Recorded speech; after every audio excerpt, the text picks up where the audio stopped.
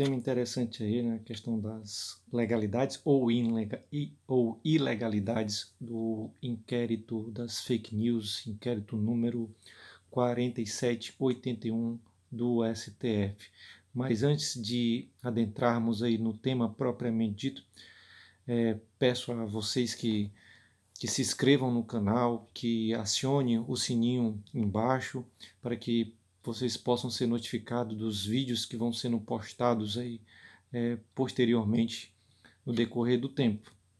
E aqueles que desejarem dar sugestão de temas, deixe aqui nos comentários sugestões de temas que com certeza eu vou ler e com certeza o seu tema aí pode ser colocado aqui no canal, possa esclarecer.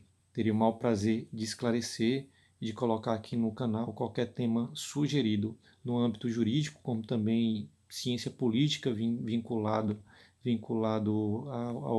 ao mundo jurídico.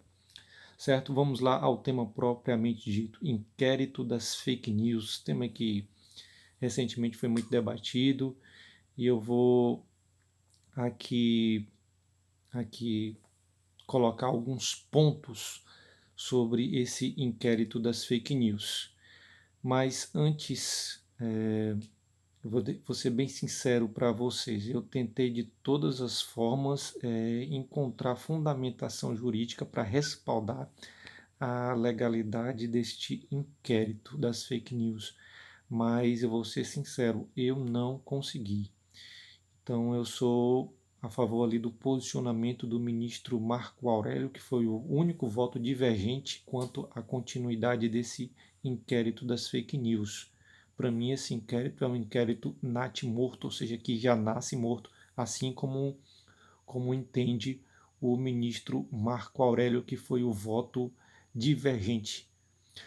Então, vamos começar aqui lendo o artigo 43 do Regimento Interno do STF, que foi o artigo que fundamentou, embasou juridicamente aí a abertura desse inquérito das fake news. Vou ler aqui na íntegra para vocês o artigo 43. Assim diz o artigo 43. Ocorrendo infração à lei penal na sede ou dependência do tribunal, o presidente instaurará inquérito, se envolver autoridade ou pessoa sujeito à sua jurisdição, ou delegará esta atribuição a outro ministro. Então a gente já percebe aqui no começo do dispositivo normativo alguns problemas de interpretação. O artigo ele já fala aqui, quando ocorrer infração à lei penal na sede, ou seja, o que é a sede? É o espaço físico do STF, do Supremo Tribunal Federal, ou dependência do tribunal, ou seja, dependência dentro do tribunal. Né?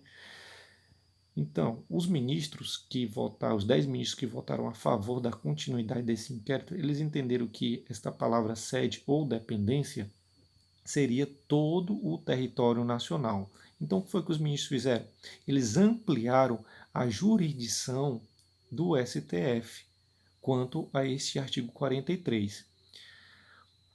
Porém, eu discordo deste entendimento, como muitos juristas também discordam, porque o legislador aqui é claro, quando ele fala de sede, ele está falando de sede, espaço físico do STF. E quando ele fala de dependência, está falando dentro do STF. Então, as infrações penais que ocorreram na sede, no espaço físico ou na dependência, ou seja, dentro do STF, o presidente do STF poderá abrir inquérito. Mas os ministros entenderam que essa sede ou dependência seria todo o território nacional. Aí é que está o problema dessa interpretação, porque conflita com o artigo 22, inciso 1 da Constituição. E por que conflita? Porque no momento que os 10 ministros que votaram a favor da continuidade desse inquérito, no momento que eles interpretam que sede ou dependência do tribunal é todo o território nacional, eles estão mexendo com matéria processual. Por quê? Porque eles estão ampliando jurisdição. E jurisdição é matéria processual. O artigo 22, inciso 1 da Constituição diz que é competência privativa da União legislar sobre direito processual. Ou seja, então cabe ao Congresso Nacional, Poder Legislativo, legislar sobre direito processual. E jurisdição, ampliação de jurisdição é matéria processual. Então aí já podemos perceber o primeiro vício aí desse inquérito, ou seja, uma usurpação de competência. No momento que os ministros entendem que sede ou dependência do tribunal é todo o território nacional, eles estão ampliando jurisdição, estão mexendo com matéria processual. E matéria processual é da competência da União, segundo o artigo 22, inciso 1 da Constituição Federal de 1988. Então já vemos aí o primeiro vício de constitucionalidade. Já vemos aí uma inconstitucionalidade, ao meu ver, como também no entendimento de outros juristas. Outro vício que podemos observar é a questão de que o regimento interno do STF é de 1980 e a nossa Constituição atual, Constituição Federal de 1988, é posterior, né, é posterior ao regimento interno. E a Constituição, no artigo 129, inciso 1, deixa claro que o constituinte originário adotou o sistema processual acusatório. O que é o sistema processual acusatório? É um sistema que divide atribuições. Existe o órgão que vai investigar, o órgão que vai acusar e o órgão que vai julgar. Ou seja, existe a polícia judiciária que vai investigar, conduzir a investigação, existe o órgão que vai acusar, que é o Ministério Público, que é o titular da ação penal pública, e existe o órgão que vai julgar, que no caso é o juiz ali na figura do Estado. E por que o constituinte originário, a Constituição, adotou o sistema acusatório? Para preservar a imparcialidade do juiz, para que o juiz não se torne suspeito, impedido, para que haja uma imparcialidade do juiz. Então, já encontramos aí outro vício aí desse inquérito das fake news. Então, podemos concluir que este artigo 43 do Regimento Interno não teria sido recepcionado pela Constituição de 1988, pelo fato do constituinte originário, no artigo 129, inciso 1, ter adotado o sistema acusatório e não o sistema inquisitório. Porque se formos observar o artigo 43, ele dá brecha aí para um sistema inquisitório, no qual o juiz pode investigar, conduzir investigação, acusar e julgar ao mesmo tempo. E o sistema constitucional brasileiro, o sistema processual constitucional brasileiro, não adota o sistema inquisitório, mas o sistema acusatório para quê? Para preservar a imparcialidade do juiz, do julgador, do juiz-estado. Certo? E outra ilegalidade, outro vício aí que podemos constatar neste inquérito das fake news é que com o pacote anticrime foi acrescentado o artigo 3º-A do Código de Processo Penal. E esse dispositivo do Código de Processo Penal diz claramente que o juiz não pode, na fase de investigação, conduzir o inquérito. Não pode conduzir inquérito. E o artigo 43 do Regimento Interno do STF diz que o presidente do STF pode abrir e conduzir o inquérito. Mas, é claro, no artigo 3º-A do Código de Processo Penal, juiz não pode conduzir inquérito. Por quê? Porque aí estaria prejudicado a imparcialidade dele quando ele for julgar posteriormente, certo?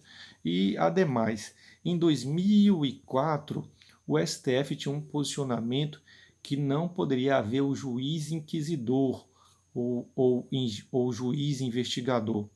Na ADI 1570 do Distrito Federal, da alçada do ministro Maurício Correia, salvo engano, na época, em 2004, o STF se posicionou no sentido que não pode haver o juiz inquisidor, o juiz investigador, no qual o STF considerou inconstitucional o artigo 3º da Lei 9.034 de 95, que é a antiga lei de organização criminosa. Então essa lei já foi revogada, mas nesse julgado 15, na DI 1570, o STF entendeu que não pode haver o juiz inquisidor ou juiz investigador. Então, podemos perceber aí esses vícios de, esses vícios de legalidade e vícios de constitucionalidade neste inquérito das fake news. Aí muitas pessoas, né, que eu já ouvi comentários também, né? Ah, não, mas foi só contra os apoiadores do presidente, os bolsonaristas. Mas entenda, quando o STF, o Supremo Tribunal Federal, ele estabelece um precedente, esse precedente é para todos. Ou seja, esse precedente não é só para conservadores ou progressistas, ou para quem é de centro. Esse precedente abarca todos. Não é à toa que a Constituição diz no artigo 5º, todos são iguais perante a lei, todos estão debaixo da lei. Então, no momento que a Suprema Corte ela estabelece um precedente, esse precedente serve para todos, independente de ideologia que você tenha, certo? Não é à toa que um, um grande jurista, o Hans Kelsen, dizia na sua teoria pura do direito, né? O julgador ele deve julgar dentro da moldura do direito. Que moldura do direito é esse? É o ordenamento jurídico, dentro das regras e princípios do ordenamento jurídico. Quando ele passa dessa moldura, ou seja, quando ele passa do ordenamento jurídico, isso pode se tornar temerário. Uma coisa é a política, outra coisa é o direito propriamente dito, certo? Então, eu concordo aí com o posicionamento divergente do ministro Marco Aurélio, que falou, né, e eu concordo também que esse inquérito aí é um inquérito nat-morto, que já nasceu morto por esses vários vícios de legalidade e constitucionalidade que eu apresentei aqui no vídeo. Então não deixe de se inscrever, não deixe de acionar o sininho para que você seja notificado dos vídeos, dos próximos vídeos, e deixe aí seus comentários quanto sugestão de novos vídeos para que eu possa postar aqui no canal, certo? Então fica aí o vídeo, fica a dica